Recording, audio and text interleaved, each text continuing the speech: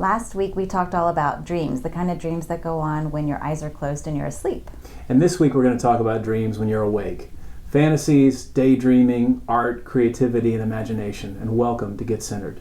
Thanks for being here. Please subscribe, like, share these episodes if you like them, and let us know if there's something else you'd like us to talk about. Thanks for being here. Enjoy the show.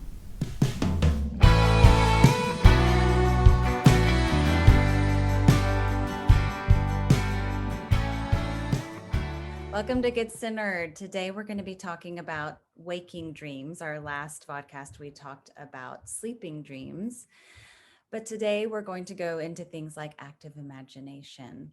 And John, I believe you're going to be quarterbacking today, so take it away. Thanks. Well, yeah, I like that distinction, Leila Scott. We were talking about this episode and looking at how to differentiate, because I think your concern was, well, it's a new year. And of course, everybody talks about resolutions. And a lot of times the word dream intimates a lot of different meanings. And so when we talk about, are you dreaming? We can mean so many different variations of dreaming.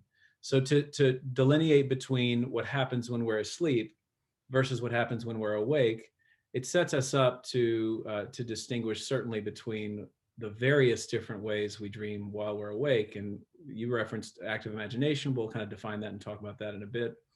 But then there's also resolutions. There's also your life dreams. There's also kind of wish. What do you wish? What do you hope? So it's an activity of the imagination, no matter what we're doing when we're awake. But I think the one thing that comes to mind in this context tends to be the book Symbols of Transformation that Carl Jung wrote. It was one of the first books I ever read of Jung. And in the first page, he talks about directed and non-directed thinking.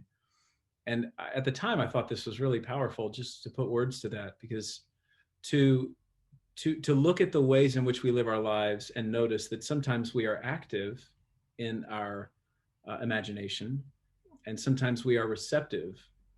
And I would say that's what happens when we're dreaming. We are receiving something. We are the kind of the observing self.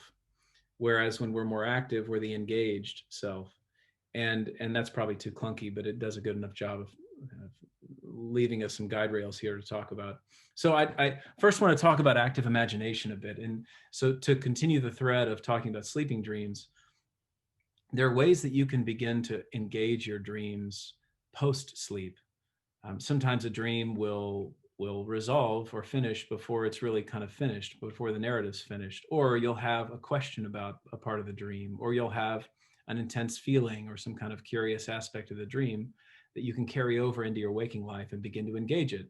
And with enough practice, you can start to navigate your imaginal terrain in a way that is practiced. You can actually refine how you engage that interior landscape. And so Jung came up with, he didn't invent it, right? He observed it. That there is a way to do this in a clinical setting and a spiritual setting, in your morning ritual, where you carry these aspects of yourself that happen in sleeping states into waking states. On top of that, though, you can do it with daydreams. You can do it with fantasies. You can do it with overwhelming events. Because one thing that David Eagleman, used to be Houston-based neuroscientist, talked about once in one of his books is that we're always dreaming. What differentiates us between waking and sleeping is that the ego is more in the driver's seat in waking states versus it's more in a passive state when we're sleeping. So by engaging the imagination, we're kind of engaging what's happening beneath the kind of waking mode of consciousness, and that has meaningful results. So what do you guys, what ideas come to mind as we start kind of navigating through this? Any thoughts? Yeah, I think just not to limit people in terms of the kinds of images that we're talking about, because with people that don't remember dreams or whatever, I also love art, movies, books, a character in a movie, anything that moves us and connects to something that inspires us in a way that we can't exactly describe is potentially very fruitful image for this sort of imagination. Yeah, and along those lines, storytelling You know, if you ever are somebody who enjoys writing, you could just create a character and a storyline out of thin air, and that would say something about your unconscious. Mhm. The other thought I had, and we'll probably get into this part of daydreaming in another section, but it took me a long time to personally realize that there's a difference between daydreaming and escaping. We've all had the experience when we're driving and suddenly we realize we're 10 streets past our turn because our head was somewhere else. And I don't necessarily think we're talking about that type of daydreaming where we're actually our mental activity is not physically with or not with our physical aspect. But I do think it's an important distinction to make because we can spend a whole lot of our lives in what we consider to be a daydream, but really we're just escaping our reality. Mhm. It reminds me of what we were talking about a couple weeks ago, or maybe however many weeks ago, about, I don't like these terms, but they're good enough. The positive and negative, you know, the duality of the archetype, or the duality of whatever we're talking, like, it's not all good or all bad, it's both. And so we can distinguish, like, contextually, if that is escapism or not. And I like that distinction, Leila Scott. Eddie and Gia, you guys have anything that? I think like the one thing that came up for me when you said engaging imagination, it's kind of like the basic framework. Do we even know how to engage that if we were ever taught? Which brings up, you know, the portion of play, even, Oof. or using your hands to craft something. Oh. And, you know, a lot of us are perfectionists, but we're also kind of on the end of, you know, waiting till the last minute to kind of create something, and then when you create it, it's like freaking awesome. But going back to the play portion, you know, how much time do we take to play for ourselves? And I think that's where, if we think about back to when we were 5, you know, and bringing in, you know, all the trucks or the princesses or the cooking sets or whatever else, it's like, heck yes, this is what I want to um, do. And we create all these narratives, kind of, like you were saying, if we were writing a story.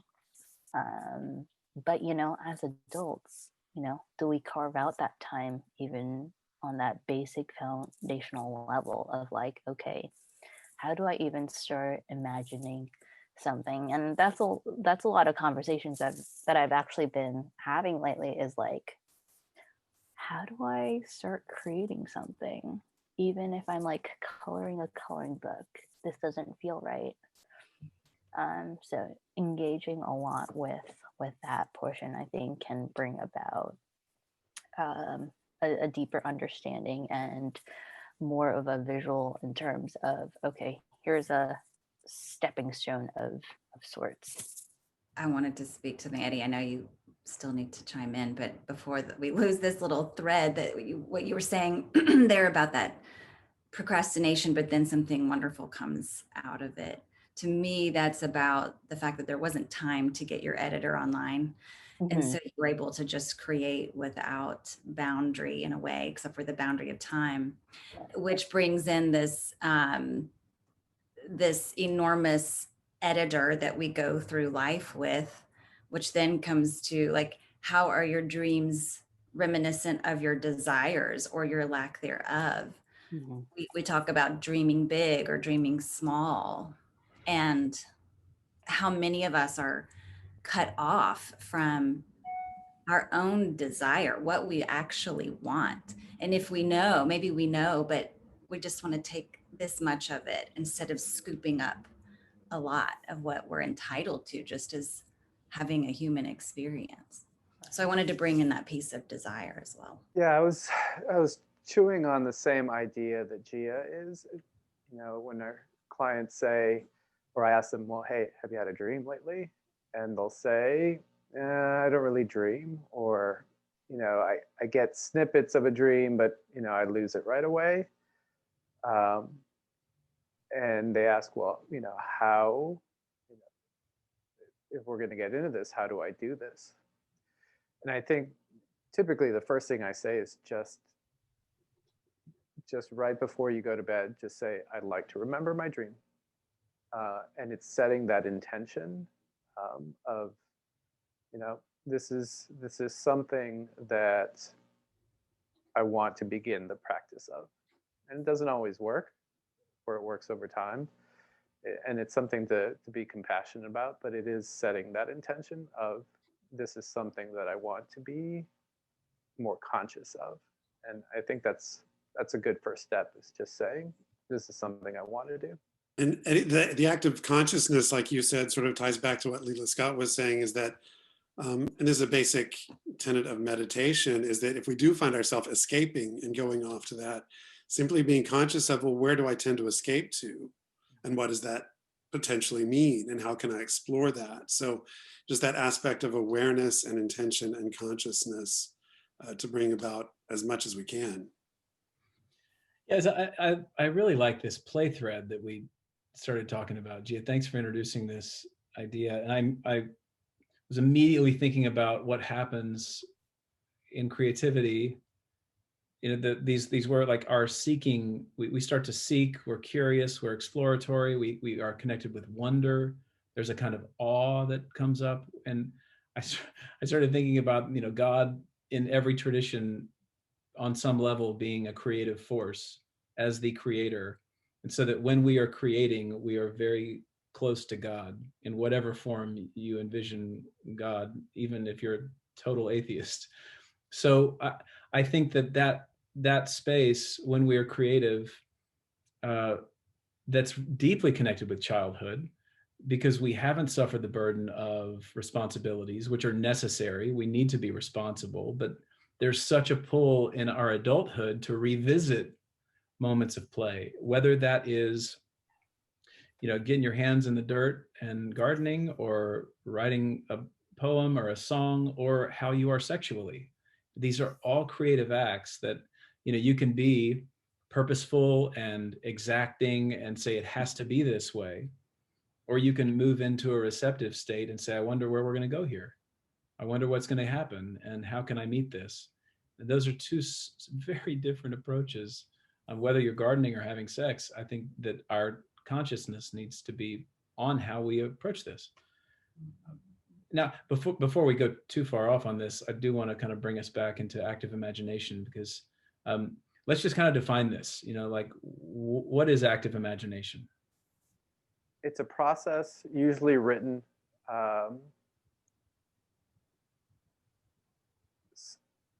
done in a way so that you can take a lot of the ego consciousness out of it.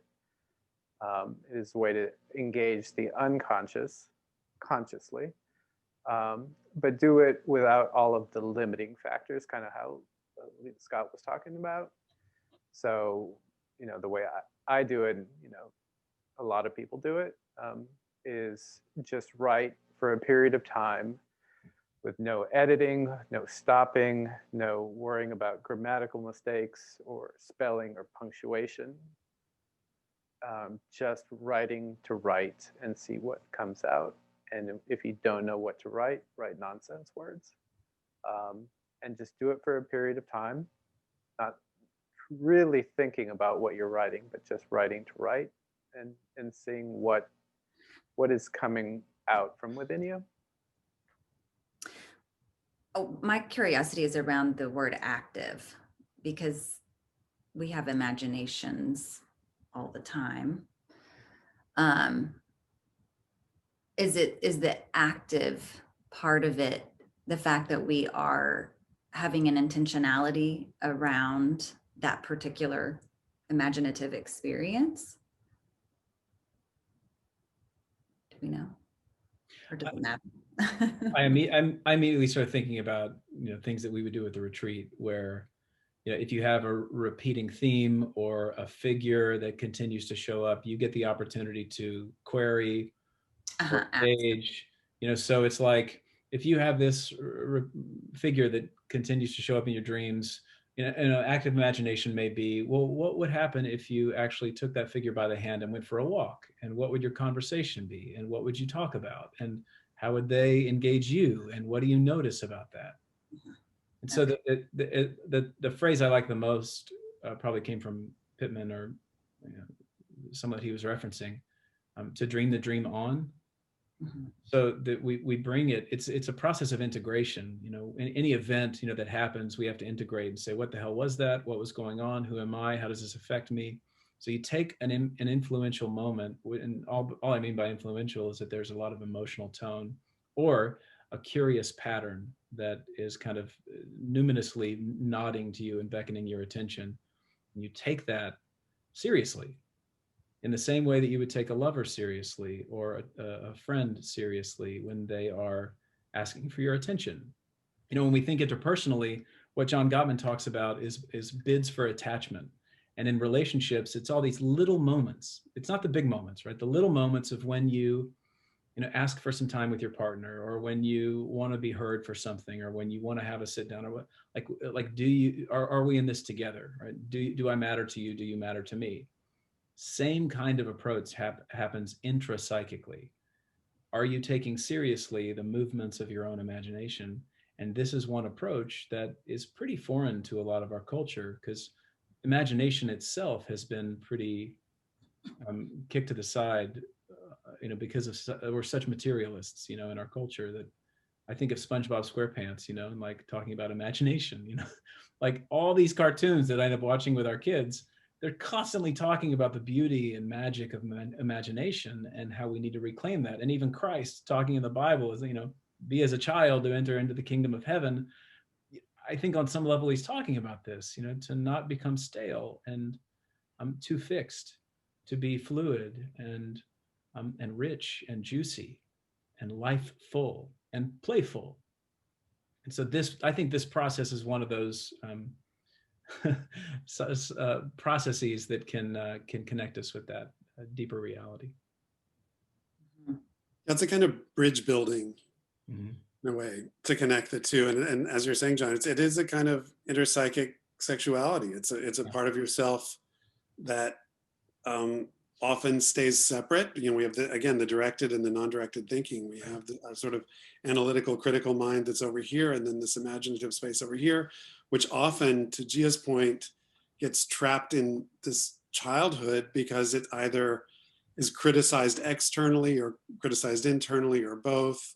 And people say, I'm not creative, or I'm not imaginative, or this or that. And it takes, like Eddie was saying, an intention to go there and to develop that muscle that becomes, a bridge between connecting those parts of ourselves. Just thought of something okay, so how when we're little,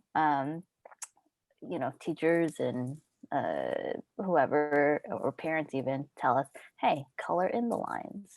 Yeah. It's almost like, fuck that, let's color outside the lines. I don't know. I think it's like with active imagination, it's like just the experimentation pace of all of this. Like it's not one specific construct. Right. So that's just yeah. And in terms of a dream, dreams usually have a beginning, a middle, and an end. Sometimes they often end with cliffhangers, or you just get an image and you're like, well, what the hell was that? What was this one-eyed purple monster in the dream? And it's like, okay, well, I'm gonna take out a sheet of paper and I'm just going to talk to it, see what I'm gonna write it like a script with me, colon, hey, what are you about?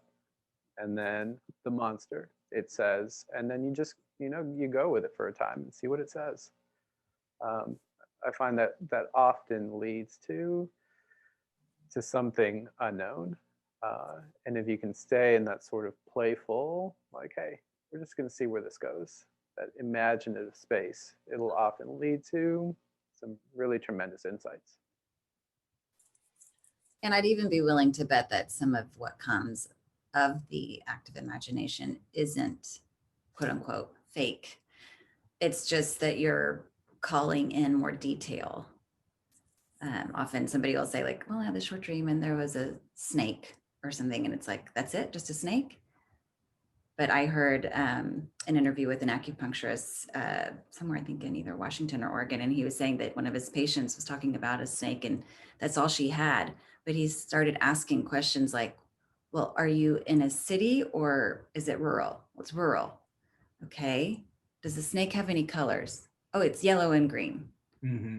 Okay. Are you eye to eye with the snake, walking side by side? Oh, we're eye to eye. You know, suddenly all of this very rich and meaningful detail came when it seemed at first glance that there was no detail. Yeah, I think about like cinematography. I mean, there are entire institutions based around if you position the camera this way versus this way, it brings out a different emotional response. So in your dream, you've got all these things to play with, but it's that point again that we don't tend to take seriously. And so I've got two questions. I mean, in the spirit of time, I've got two questions to ask you all. The first is, I think we should get to at the very end, which is, well, how does one really do this? Eddie, I think you're starting to get there. But the main question is, why does anybody give a shit? What does this actually mean? Why in the world would I care about my dreams? I mean, there's some kind of random firing of neurons that are consolidating memory in my sleepless time. Why would I care? Why would I care about that? Why would I care about waking states and continuing to do this stuff? And I don't say that because I believe this. I say it because it's obviously a critique of dreams. So what do y'all say to that? Why do we care? I would say, and this is to quote Jeffrey Kripal, whom you've interviewed quite a few times, or a couple of times for the Sacred Speaks, who says, you know, I don't believe in orgasms. Like, and for someone who hasn't had one, I wouldn't be able to describe them to them.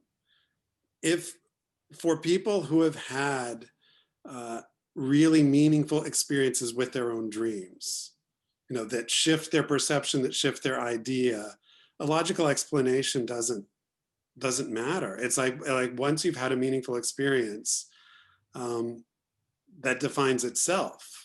You know, I mean, to bring in the scientific stuff is important, but we can also describe why a sunset is beautiful.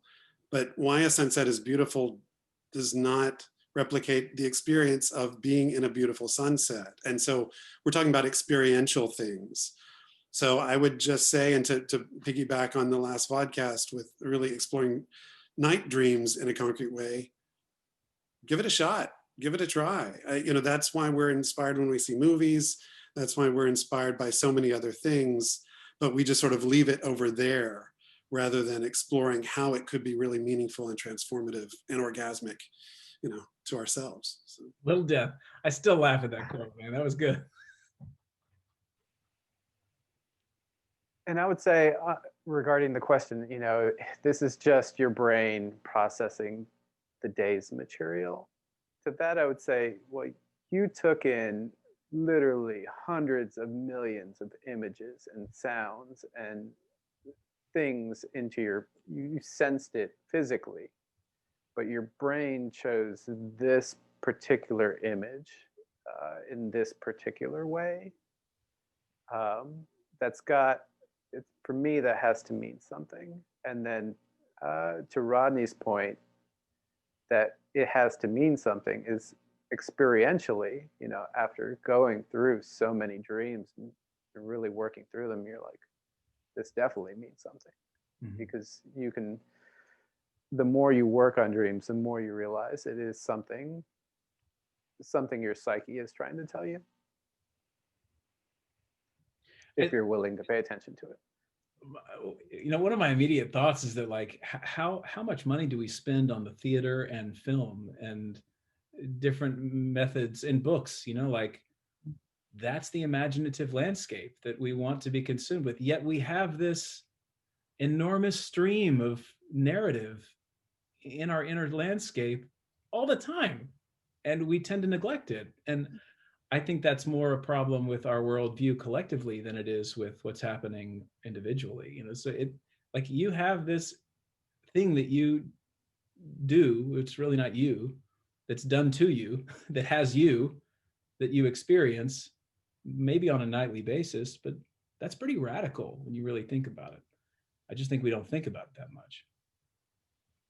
Leila, Scott, you have any thoughts about the questions? Yeah, I do. I mean, I was just thinking, I've had to watch it myself sometimes, speaking of movie and theater, and the fact that other people have dreamed for us at times. I'll find myself watching a theme, and it ends up being about a part of myself that I want to step into or call forth. And at some point I have to really say, okay, you've filled up your tank as much as you possibly can with somebody else's story of this. Now it's time to live your own. So there's no harm in being inspired by a series of movies, one after the other, because you need that inspiration. But at some point you have to turn off the movie and go live your own story. And that, just going back to that piece of desire, I mean, I think some of us have flatlined our waking dream experience, and even our sleeping dream experience, because we're so out of touch with what we even want. And actually, I just wrote a blog yesterday that we'll be putting up that has a short meditation experience to try to help get back in touch with those forgotten parts of ourselves, the restrained parts of ourselves that can help us to tune into our dreams, our waking dreams, and what we actually want out of our lives. So I can put a link to that in the line minutes. Good. Yeah. Look down in the resources down there. Yeah, Gia's idea of play is coming in, has been sticking with me ever since she You're said welcome. it. Well, and immediately I thought of that quote from one of the Karate Kid movies: is "Never trust a monk who can't dance." And I think that's kind of where we need to be with, our dreams and our waking life, is just allow for a little bit of play. Just allow for a little bit of imagination and see what happens. This, if anybody is curious for a little deeper dive into this, look at Jill Bolte Taylor, her TED Talk, her book, My Stroke of Insight, and she's got a new book coming out next year, which is looking at this, that as Freud talked about, we're not the masters of our own house. There are other figures and other images and other desires and other inclinations that exist inside of us. I mean, we're in conflict all the time almost, So being curious about what's actually moving you and moving through you and what has you, because you're not in charge, interestingly enough. And I think what happens, kind of my why here, is that when you actually engage these things playfully, you get a glimpse into the sacred council that exists in your psyche, that has different opinions, and they argue and they have different desires. And I just think it's a way of getting curious and in touch with what really is in your, as Meister Eckhart talks about, in your isness, in the isness of isness. So we got to finish in a moment, and I want to just also drop this other thought, Rodney. It was about something you were talking about. Rudolf Otto delineates between the rational, irrational, and non-rational. And when we just, and look that up for anybody, just because that is an important distinction. It's another one of those levels that are always operating. And dreams get into what is kind of leaning into more of the irrational and non-rational as opposed to the rational. And it all has a say in our lives. So it's important to be in touch with some of that. So any other thoughts in closing?